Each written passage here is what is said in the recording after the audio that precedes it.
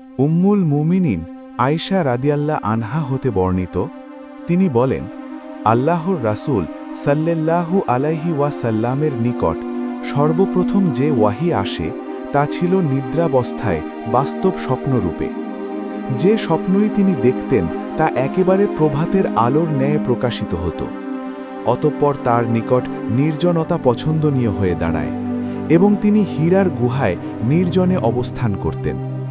আপন পরিবারের নিকট ফিরে এসে কিছু খাদ্য সামগ্রী সঙ্গে নিয়ে যাওয়ার পূর্বে এভাবে সেখানে তিনি এক নাগারে বেশ কয়েকদিন ইবাদতে মগ্ন থাকতেন। অতঃপর খাদিজা রাদিয়াল্লাহ আনহার নিকট ফিরে এসে আবার একই সময়ের জন্য কিছু খাদ্যদ্রব্য নিয়ে যেতেন। এভাবে হীরা গুহায় অবস্থানকালে তার নিকট ওয়াহি আসল। তার নিকট ফেরেশতা এসে বলল, পাঠ করুন। আল্লাহর রাসূল সাল্লাল্লাহু আলাইহি ওয়াসাল্লাম বলেন, আমি বললাম, আমি পড়তে জানি না।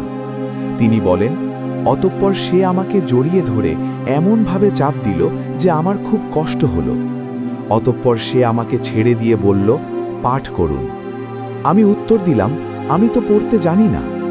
আল্লাহর রাসূল সাল্লাল্লাহু আলাইহি ওয়াসাল্লাম বলেন, অতঃপর তৃতীয়বারে তিনি আমাকে জড়িয়ে ধরে চাপ দিলেন।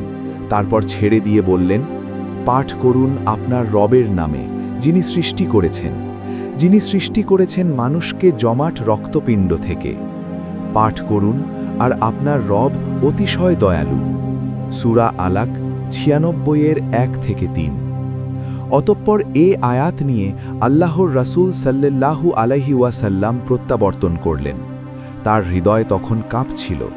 তিনি খাদিজা বিনতু খুয়াইলিদের নিকট এসে বললেন, আমাকে চাদর দ্বারা আবৃত করো, আমাকে চাদর দ্বারা আবৃত করো। তারা তাকে চাদর দ্বারা আবৃত করলেন, এমনকি তার শঙ্কা দূর হল। তখন তিনি খাদিজা রাদিয়াল্লাহ আনহার নিকট ঘটনা বৃত্তান্ত জানিয়ে তাকে বললেন, আমি আমার নিজেকে নিয়ে শঙ্কা বোধ করছি। খাদিজা রাদিয়াল্লাহ আনহা বললেন, আল্লাহর কসম, কখনোই নয়। আল্লাহ আপনাকে কখনো লাঞ্ছিত করবেন না। আপনি তো আত্মীয় স্বজনের সঙ্গে সদাচরণ করেন, অসহায় দুস্থদের দায়িত্ব বহন করেন, নিঃস্বকে সহায়তা করেন, মেহমানের আপ্যায়ন করেন এবং হক পথের দুর্দশাগ্রস্তকে সহায়তা করেন। অতঃপর তাকে নিয়ে খাদিজা তার চাচাতো ভাই ওয়ারাকা ইবনে নওফাল ইবনে আব্দুল আসাদ ইবনে আব্দুল উজ্জাহার নিকট গেলেন, যিনি অন্ধকার যুগে ঈসাই ধর্ম গ্রহণ করেছিলেন, যিনি ইব্রানি ভাষায় লিখতে পারতেন এবং আল্লাহর তাওফিক অনুযায়ী ইব্রানি ভাষায় ইঞ্জিল হতে ভাষান্তর করতেন। তিনি ছিলেন অতি বৃদ্ধ এবং অন্ধ হয়ে গিয়েছিলেন।